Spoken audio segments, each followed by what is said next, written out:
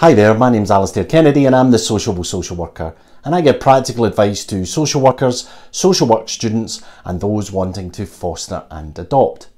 And in this video we're going to look at how to pass your essay.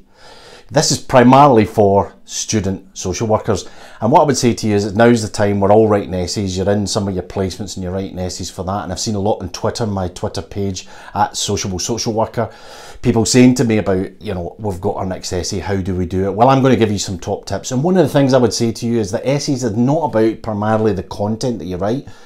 Obviously that's important, but as I'm going to prove to you, it's more about the relationships that you have at university. So stay tuned.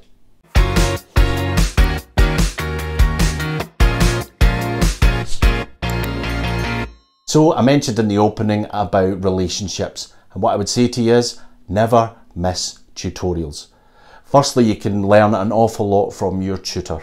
Let's face it, you can. And I know sometimes they may be a bit staid and they might be a bit boring and it might be like, well, do I really need to go to this? Trust me, you do, and that relationship counts. I'll give you an example. I had to work in a nightclub on a Saturday and a Sunday night, and on a Monday morning at my social work course, I had to go in, and there was a class at 9 o'clock in the morning on a Monday, and I was so tired, and I missed absolutely every session of that through the years that I did my social work training. Every single Monday morning, I missed that. Now, luckily, I passed because, unfortunately, the poor lecturer died during it.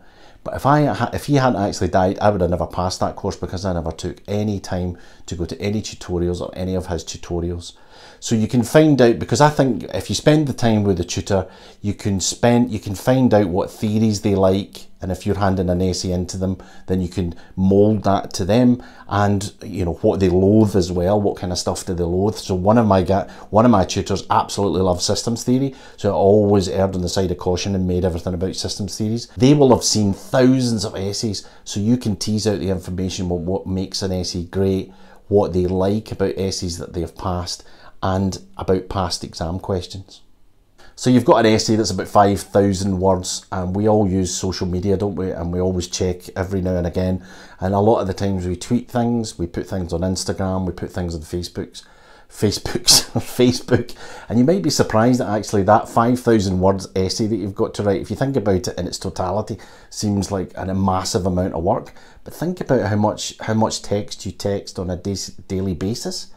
So what I would suggest is you break it down, do 500 words every day, crack out 500 words every day.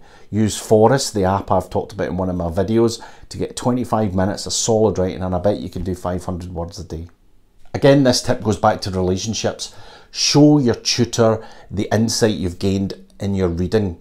Don't just describe what happened in placements or competency-based questions, but add in research that says X and Y. I think you need to dig deep and say to your tutor, this is what you think, not just what everybody else has thought, but this is what you think. And that comes back to tip number 2, is about relationships. And you'll already have the heads up from the tutor about what they want and what they think is a pass in that exam. Review your essay and your exam paper. For essays, I like to print off, I read it online, edit it, and then print it off for the final sign off, and then I send it to someone as well for them to check it over with a red pen. Then ask, you know, and you can get feedback from then. If it's an exam, always read your submission before you hand it in. I was always really good at downing tools. Right, I'm done, see you later, off to the pub.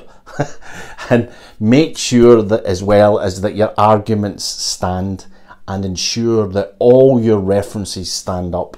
Now, this video wasn't a guarantee to success in an essay or an exam, but I hope it's helped. If you liked it, then press the like button. If you want to subscribe, which would be great, then subscribe. And if you want more notifications and videos, then ring the little bell, ding-a-ling-a-ling.